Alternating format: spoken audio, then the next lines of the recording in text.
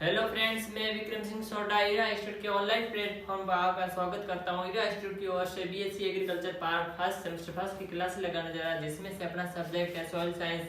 Soil science में अपने 11 class हो चुकी है। आज अपने 12वीं क्लास है और लास्ट टॉपिक है सॉइल साइंस का। ठीक है, सॉइल साइंस का कोड है SSHC111।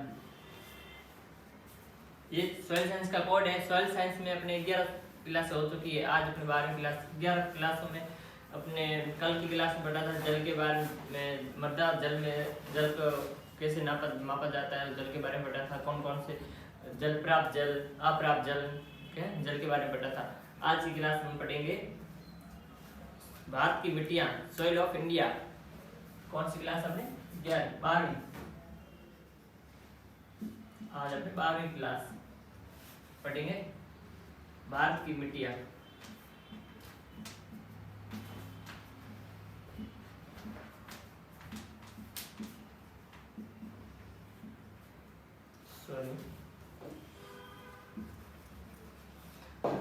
भारत की मिट्टियाँ।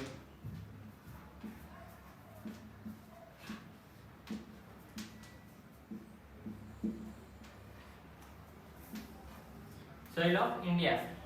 भारत में मिट्टियाँ, कौन कौन सी मिट्टियाँ पाई जाती है, कितने प्रकार की मिट्टियाँ पाई जाती है भारत में हमारे, उसके बारे में आज पढ़ेंगे हम। ये आज अपने लास्ट टॉपिक है सॉइल साइंस का। ठीक है, भारत की मिट्टियाँ स्थल रूप से 5 वर्गों में विभाजित की है। भारत में मुख्य स्थल रूप से, स्थल पर पाई जाने वाली मृदाएं मुख्य रूप से 5 रूपों में बांटी गई है, 5 वर्गों में बांटी गई है। जैसे पहली है जलोढ़ मिट्टी या कछार मिट्टी। पहले फर्स्ट नंबर पर आती है जलोढ़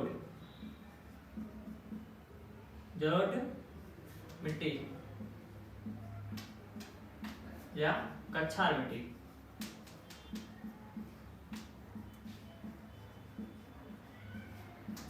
जलोढ़ मिट्टी या कछार मिट्टी। सेकंड नंबर आता है काली मिट्टी के ऊपर। कौन सी? काली।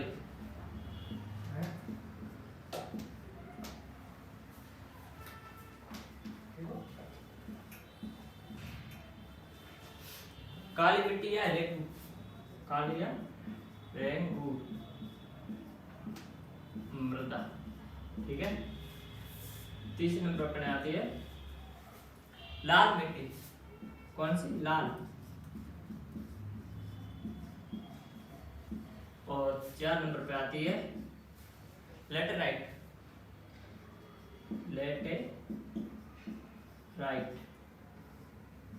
मिट्टी, लेटेराइट मिट्टी। और 5 नंबर पे आती है मरु मिट्टी। मरु मिट्टी नाम से स्पष्ट, मरुस्थल क्षेत्रों में पाई जाने वाली मृदा मरु मिट्टी। ठीक है, डेजर्ट सॉइल, रेगिस्तान में पाई जाने वाली मृदा मरु मिट्टी। ये मुख्य रूप से भारत की मृदा को 5 वर्गों में बांटा गया। कौन कौन सी? जलोढ़ मिट्टी, काली मिट्टी, लाल मिट्टी, लेटेराइट मिट्टी और मरु मिट्टी। ये मुख्य रूप से 5 वर्गों में बांटा गया है भारत की मिट्टियों को। ठीक है, इसके बाद भारतीय कृषि अनुसंधान परिषद ICAR ने भारत की मिट्टी को 9 समूहों में बांटा। कितने? 9। ये नोट कर लो, भारत की मिट्टियों 9 समूहों में बांटा है।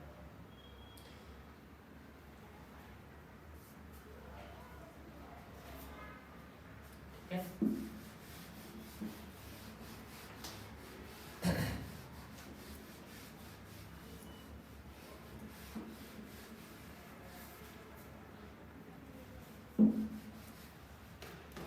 भारतीय कृषि अनुसंधान, भारतीय कृषि अनुसंधान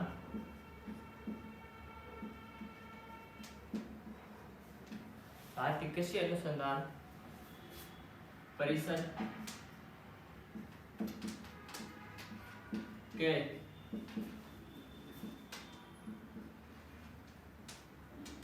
ICAR के अनुसार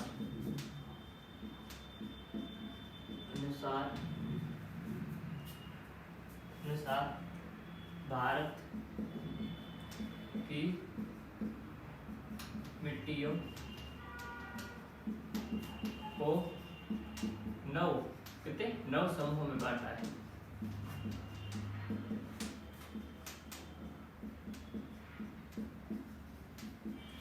कितने 9 समूह में बांटा है। आसिया के अनुसार भारत की मिट्टी को 9 समूह में बांटा गया है। 9 समूह कौन कौन से? 9 पहले आते जलोढ़, ठीक है, कौन से? जलोढ़ मृदा, जलोढ़ मृदा या जलोढ़ मृदा को या मिट्टी को,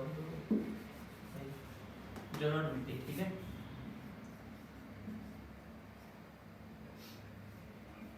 जलोढ़ मिट्टी।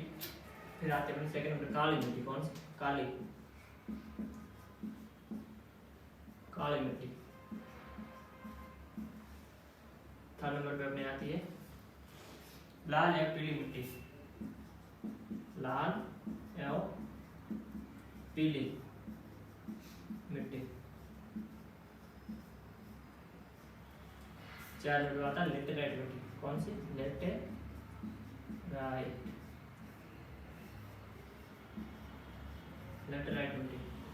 5 नंबर पे आता है शुष्क मृदा, शुष्क मृदा, शुष्क मृदा या मरु मृदा, वही शुष्क रेगिस्तान के क्षेत्रों में पाई जाती है शुष्क मृदा, जहाँ पर पानी की कमी होती है, ठीक है। फिर आता है लवण मृदा, 6 नंबर पर लवण मृदा, लवण मृदा। और फिर आता है 7वें नंबर पर पीठमय मृदा, कौन से? 7 नंबर पे आती पीठमय मृदा। 8 पीठमय मृदा, पीठमय मृदा के बाद आता है जैव मृदा, 8 नंबर पर जैव मृदा। और 9 नंबर पर आता है वन मृदा, ठीक है, वन मृदा। नाम से स्पष्ट देख, वन मृदा जो वनों के क्षेत्र में पाई जाती है, और जैव मृदा जो जैव मृदा जैविक पदार्थ पाए जाते हैं जिस मृदा में। पीठमय मृदा आईसीआर के अनुसार 9 समूह बांटा गया मृदा, भारतीय मृदा को, ठीक है, ये नोट कर लो।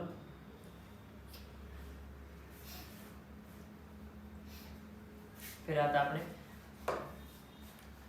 जब जल को अवशोषण करने की क्षमता सबसे अधिक दोमट मिट्टी में होती है। किसमें होती है? दोमट मिट्टी में।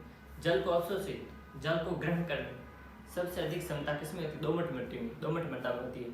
मृदा संरक्षण के लिए 1953 में केंद्रीय मृदा संरक्षण बोर्ड की स्थापना की गई। मरुस्थल की समस्या के अध्ययन के लिए राजस्थान को जोधपुर में अनुसंधान केंद्र बनाए गए। कहाँ? मरुस्थल में जोधपुर में अनुसंधान केंद्र बनाए गए मृदा के। जलोढ़ मिट्टी या दोमट मिट्टी, जलोढ़ मिट्टी को दोमट मिट्टी कहते हैं, ठीक है। जलोढ़ मिट्टी, जलोढ़ मिट्टी या दोमट मिट्टी या दोमट, अपने भाषा दोमट मृदा, दोमट मृदा भी कहते हैं जलोढ़ मृदा को। क्षेत्रफल के दृष्टिकोण से भारत में सबसे अधिक क्षेत्रफल जलोढ़ मिट्टी पाई जाती है। क्षेत्रफल की दृष्टि से भारत में सबसे अधिक दोमट मृदा, जलोढ़ मृदा पाई जाती है। भारत के कुल क्षेत्रफल का लगभग 40% भाग जलोढ़ मिट्टी पर है। जलोढ़ मिट्टी का निर्माण नदियों के निक्षेपण से होता है। जलोढ़ मिट्टी का निर्माण होता है नदियों के निक्षेपण, निकलने से, नदियों के एक स्थान से दूसरे स्थान पर जाने से जलोढ़ मृदा का निर्माण होता है, ठीक है। ये थ्योरी में पढ़ रहा हूँ, नोट नहीं लिखा नहीं पाऊंगा आपको, तो ठीक है। इससे पहले जलोढ़ मिट्टी में नाइट्रोजन और फास्फोरस की मात्रा कम होती है। जलोढ़ मिट्टी में मृदा में क्या होता है? नाइट्रोजन और फास्फोरस की मात्रा बिल्कुल कम पाई जाती है, कम होती है। यही कारण है कि जलोढ़ मिट्टी में यूरिया खाद डालना फसल के लिए उत्पादन की आवश्यक होता है। नाइट्रोजन और फास्फोरस की मात्रा कम होने के कारण ही जलोढ़ मृदा में यूरिया की खाद डालना अति आवश्यक होता है, जरूरी होता है, जिससे कि यूरिया नाइट्रोजन और फास्फोरस की पूर्ति कर सके मृदा में। जलोढ़ मिट्टी में पोटाश या चूना पर्याप्त मात्रा में होती है। जलोढ़ मृदा में क्या? चूने और पोटाश की मात्रा पर्याप्त होती है। भारत में उत्तर के मैदान, गंगा का मैदान, सिंध का मैदान, ब्रह्मपुत्र का मैदान, गोदावरी का मैदान, कावेरी का मैदान नदियों जलोढ़ मिट्टी के निक्षेपण से बने हैं। जलोढ़ मिट्टी के निक्षेपण से बनी ये सारी घाटियां नदियाँ। जलोढ़ की मिट्टी गेहूं की फसल के लिए उत्तम मानी जाती है। कौन सी फसल? जलोढ़ मृदा में गेहूं की फसल सबसे अधिक अच्छी होती है, उपज अच्छी होती है। इसके अलावा इसमें धान एवं आलू की खेती भी की जा सकती है। धान और आलू की खेती भी कर सकते हैं हम। जलोढ़ मिट्टी का निर्माण बलुई मिट्टी एवं चिकनी मिट्टी के मिलने से हुई है। जलोढ़ मिट्टी चिकनी मिट्टी के मिलने से हुई है। जलोढ़ मिट्टी में ही बागर एवं खादर मिट्टी आते हैं। बागर पुरानी जलोढ़ मिट्टी को एवं खादर नई जलोढ़ मिट्टी को कहा जाता है। बागर पुरानी मिट्टी को बागर, नई मिट्टी को खादर कहते हैं, जलोढ़ मिट्टी कहा जाता है। जलोढ़ मिट्टी का रंग हल्के धूसर रंग का होता है। कैसा होता है? हल्के धूसर रंग की होती है जलोढ़ मृदा।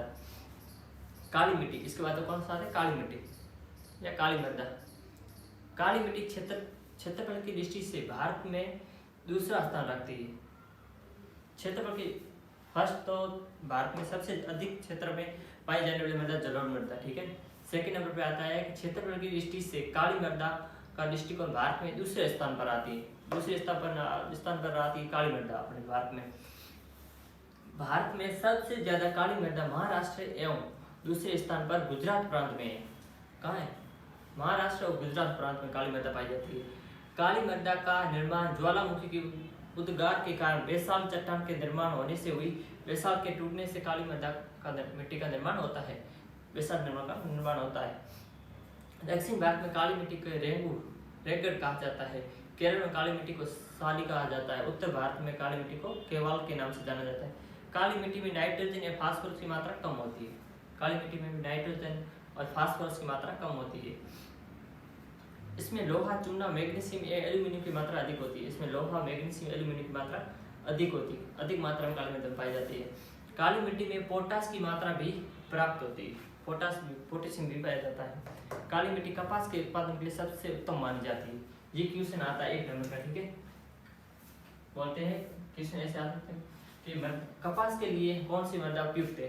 तो आंसर क्या आएगा? काली मिट्टी कपास की फसल के लिए उपयुक्त मृदा काली मृदा है,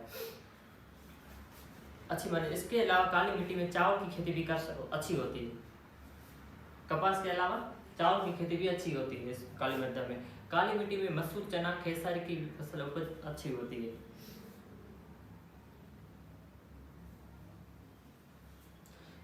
काली मिट्टी में लोहे के अंश अधिक होने के कारण इसका रंग काला होता है, ठीक है। लोहे का अंश अधिक होता है, इसके कारण इसका रंग काला होता है।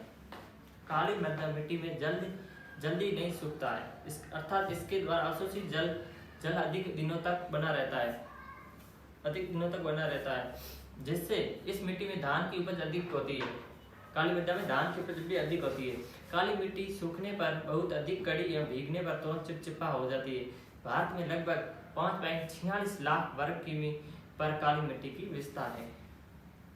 फिर आता है लाल मिट्टी। कौन से ताप होता है? लाल। जलोढ़ हो गया, काली, अब लाल मिट्टी या पीली मिट्टी।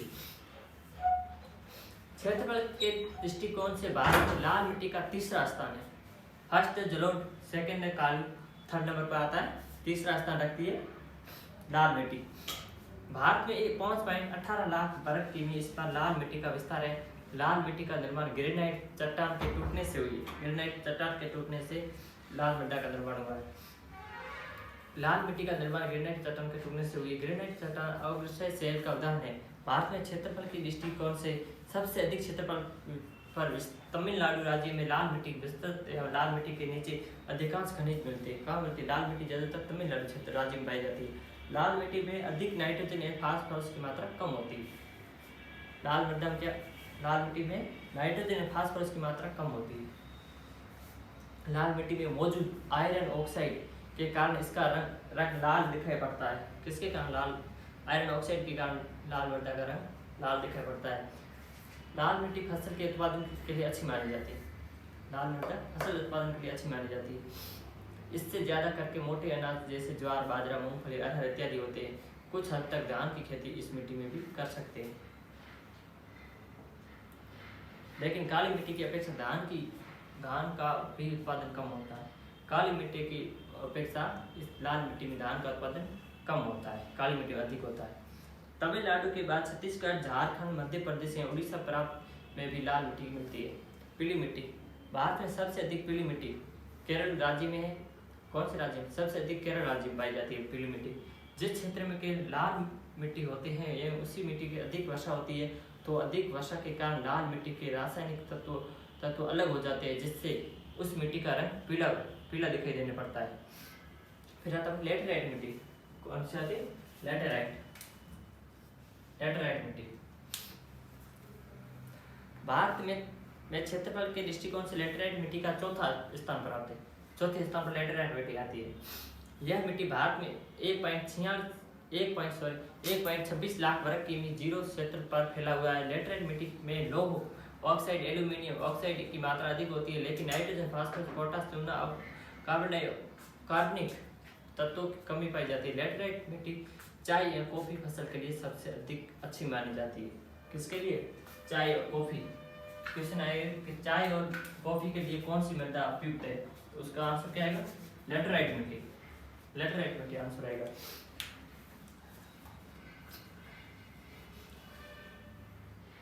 अच्छी मानी, भारत में लेटराइट मिट्टी असम, कर्नाटक, तमिलनाडु राज्य में अधिक पाई जाती है। कौन कौन से राज्य में? असम, तमिलनाडु, कर्नाटक में अधिक पाई जाती है लेटराइट मिट्टी। यह मिट्टी काजू फसल के लिए सबसे अच्छी मानी जाती है। कौन सी फसल के लिए? काजू फसल के लिए। इसमें लौह ऑक्साइड, एल्यूमिनियम ऑक्साइड की मात्रा अधिक होती है, लेकिन इस मिट्टी में नाइट्रोजन, फास्फोरस, पोटास या चूना की मात्रा कम होती है। फिर आता है पर्वतीय मिट्टी।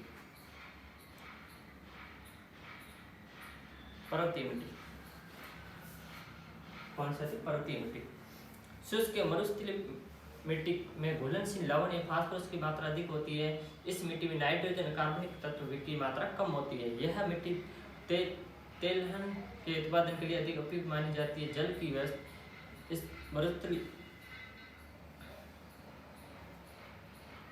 पर्वतीय मिट्टी में कंकड़ पत्थर की मात्रा अधिक होती है। क्या होता है? कंकड़ पत्थर की मात्रा अधिक होती है। पर्वतीय नाम से स्पष्ट है, पर्वतीय मिट्टी। पर्वतीय कंकड़ पत्थर तो होंगे ही, सीधी बात है। कंकड़ पत्थर की मात्रा अधिक होती है। पर्वतीय मिट्टी में भी पोटास, फास्फोरस, चूने की कमी होती है। फास्फोरस, चूना और कमी होती है। पहाड़ी क्षेत्र में खास करके बागवानी कृषि होती है। पहाड़ी क्षेत्र में होती है, उसके लिए पर्वतीय मिट्टी उपयुक्त है। पहाड़ी क्षेत्र में झूम खेती होती है। कौन सी? झूम खेती होती है। झूम खेती सबसे ज्यादा नागालैंड में की जाती है। पर्वतीय क्षेत्र में सबसे ज्यादा गर्म मसाला की खेती की जाती है। पर्वतीय क्षेत्र में सबसे ज्यादा गर्म मसालों की खेती की जाती है। शुष्क या मरुस्थलीय मिट्टी। शुष्क या मरुस्थलीय मिट्टी। शुष्क नाम से शुष्क क्षेत्रों में पाई जाने वाली मृदा। शुष्क या मरुस्थलीय मिट्टी में घुलनशील लवण या फास्फोरस की मात्रा अधिक होती है। शुष्क या मरुस्थलीय मिट्टी में घुलनशील लवण या फास्फोरस की मात्रा अधिक होती है। इस मिट्टी में नाइट्रोजन या कार्बनिक तत्व की मात्रा कम होती है एवं मिट्टी तेलहन उत्पादन के लिए अधिक उपयुक्त मानी जाती है। जल की व्यवस्था होने के बाद मरुस्थलीय मिट्टी में भी अच्छी फसल का उत्पादन होता है। इस मिट्टी में तिलहन के अलावा ज्वार, बाजरा, रागी की खेती होती है। यह सबसे कम उपजाऊ होती है। सबसे कम उपजाऊ शुष्क मरुस्थलीय मृदा होती है। क्यों शुष्क कम उपजाऊ होती है? क्योंकि यहाँ पर पानी की बहुत कमी होती है। यह मृदा वर्षा पर निर्भर करती है। वर्षा होगी तो ही कृषि कर सकते हैं। सारी मिट्टी, रेह मिट्टी, ऊसर मिट्टी, कल्लर मिट्टी के नाम से जाना जाता है। सारी मिट्टी ऐसे क्षेत्र में पाई जाती है जहाँ पर जल की निकास की सुविधा नहीं होती है। जल की निकास की सुविधा नहीं होती, वहाँ पर सारी मृदा पाई जाती है। ऐसे क्षेत्र की मिट्टी में सोडियम, कैल्शियम, मैग्नीशियम की मात्रा बढ़ जाती है, जिससे वह मिट्टी सारी हो जाती है। सारी मिट्टी का निर्माण समुद्रीय तटीय मैदानों में अधिक होता है। समुद्री तट पर मृदा, सारी मृदा सबसे अधिक पाई जाती है। इसमें नाइट्रोजन की मात्रा कम होती है। भारत में सारी मिट्टी पंजाब, हरियाणा, पश्चिम राजस्थान, केरल के तटवर्ती क्षेत्र में पाई जाती है। सारी मिट्टी में नारियल की खेती अच्छी होती है। समुद्र किनारे सबसे ज्यादा नारियल के पेड़ होते हैं। क्यों होती है? क्योंकि वहाँ पर सारी भूमि में नारियल की फसल अच्छी होती है। जैविक मिट्टी या पीट मिट्टी। जैविक मिट्टी को दलहनी मिट्टी के नाम से जाना जाता है। कौन सी? दलहनी। जैविक मिट्टी को दलहनी मिट्टी के नाम से जाना जाता है। भारत में दलहनी मिट्टी का क्षेत्र केरल, उत्तराखंड एवं पश्चिम बंगाल में पाई जाती है। दलहनी मिट्टी में फास्फोरस एवं पोटास की मात्रा कम होती है, लेकिन लवण की मात्रा अधिक होती है। लवण की मात्रा अधिक होती है। दलहनी मिट्टी भी फसल के उत्पादन के लिए अच्छी मानी जाती है। दलहनी मिट्टी फसल उत्पादन के लिए अच्छी मानी जाती है। यही अपना आज का लास्ट टॉपिक था। ठीक है,